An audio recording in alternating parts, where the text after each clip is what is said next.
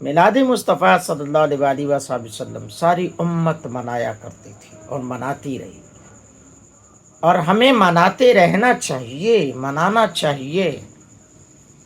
میلاد کی برکتیں بڑی ہیں، حضور کے یوم ولادت منانے سے آپ کو دل کو سکون ملے گا، راحت ملے گی، اور یقیناً آپ ہر عاشق کے گھر تشریف لاتے ہیں۔ ہمارے گھروں میں بھی ہو جائے چراغاں یا رسول اللہ۔ میلاد کی باتیں کیوں نہ کروں، میلاد کی عظمتیں کیوں نہ بیان کروں، میلاد کی شانیں کیوں نہ کروں، بیان کروں، میلاد میں کیوں نہ پڑھوں؟ اس لیے کہ میرے محبوب کا بڑا شان ہے، میرے مصطفیٰ کا بڑا مقام ہے۔ حضرت جابر رضی اللہ تعالیٰ عنہ کی اونٹنی کے پاؤں پر آپ صلی اللہ علیہ وسلم نے چھڑی ماری، کیونکہ وہ بہت سست رفتار تھی، کم چال تھی، پھر تو وہ ایسے تیز چلی کہ اس کی لگام سنبھالی نہیں جاتی تھی۔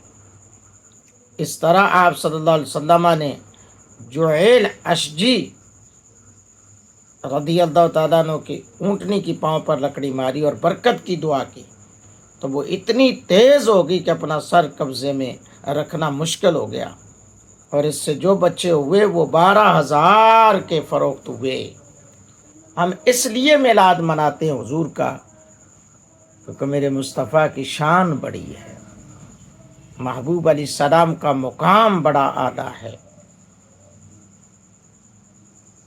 حضرت سعد بن عبادہ رضی اللہ تعالیٰ عنہ کے سست رفتار گدھے پر ایک مرتبہ حضور سوار ہو گئے، پھر جب آپ نے اس کو واپس کیا تو وہ اس قدر تیز رفتار ہو گیا کہ کوئی اس کا مقابلہ نہیں کر سکتا تھا۔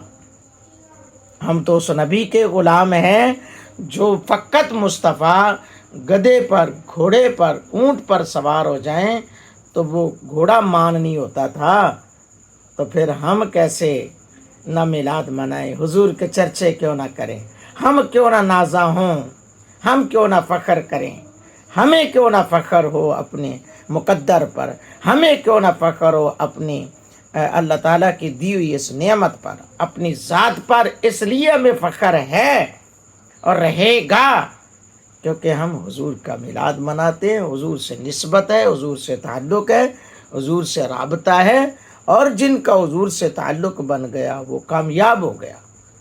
اس کی کہتے ہیں نا، انہیں چال ہی بدل جاتی ہے، ان کا رنگ ڈھنگ سب کچھ بدل جاتا ہے۔